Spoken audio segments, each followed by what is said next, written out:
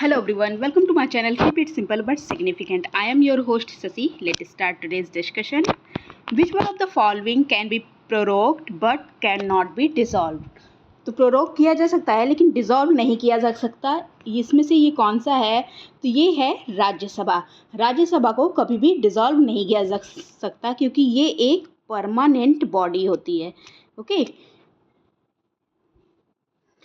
और हर दूसरे साल इसमें सीट वैकेंट्स होती हैं जिसको नए मेंबर्स के द्वारा भरा जाता है.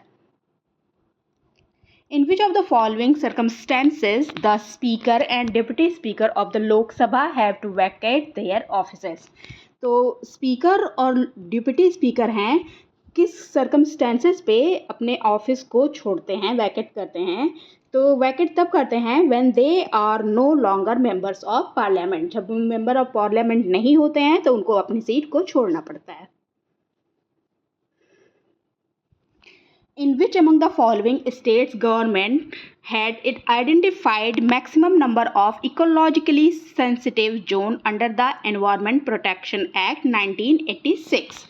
तो कौन सा स्टेट है जिसके पास मैक्सिमम नंबर है ecologically sensitive zone under the environment protection act 1986? तो ये है स्टेट आपका Maharashtra. Answer is a. Who among the following can be chairman of National Human Right Commission? National human right commission के chairman कौन बन सकते हैं इनमें से?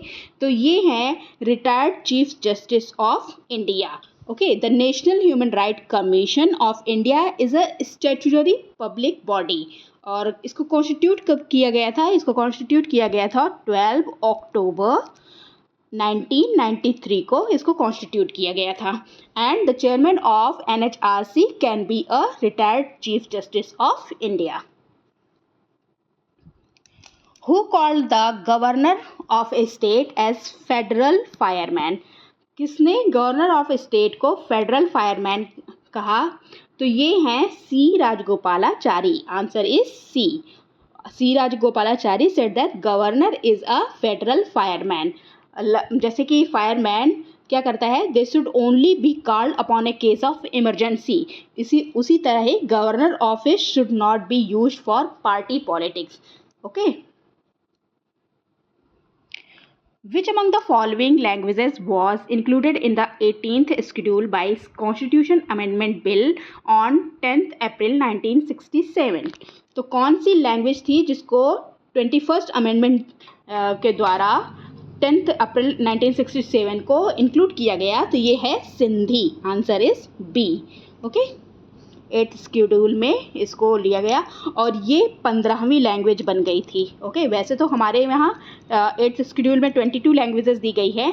सिंधी बनी थी 15वीं language. In whose name all the contracts of government of India are concluded? किसके नाम पर सारे जो मतलब अगर हम विदेशों से कोई एग्रीमेंट कर रहे हैं, कोई डील साइन कर रहे हैं, कोई भी प्रकार का कोई भी कॉन्ट्रैक्ट है तो किसके नाम पर किया जा सकता है?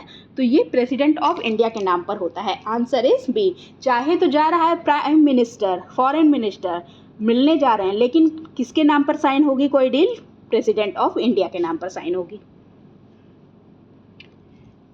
To be appointed as a judge of Supreme Court, a person should have been an advocate of a high court for at least what year?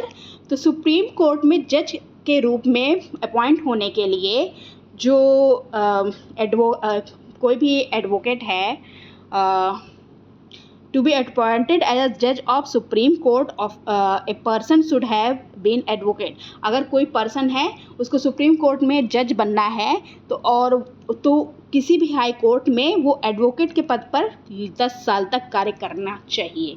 और अगर वो किसी हाई कोर्ट में 5 साल तक एज अ जज है तब भी वह सुप्रीम कोर्ट में एज अ जज अपॉइंट हो सकता है. Why which among the following diarchy was introduced in India? India में डायरकी किस एक्ट के द्वारा इंट्रोड्यूस की गई थी? तो ये एक्ट था act of 1919. Okay. Government of India act 1990 के द्वारा डायरकी को इंक्लूड किया गया था. The constitutional position of president of India is most closely similar to what?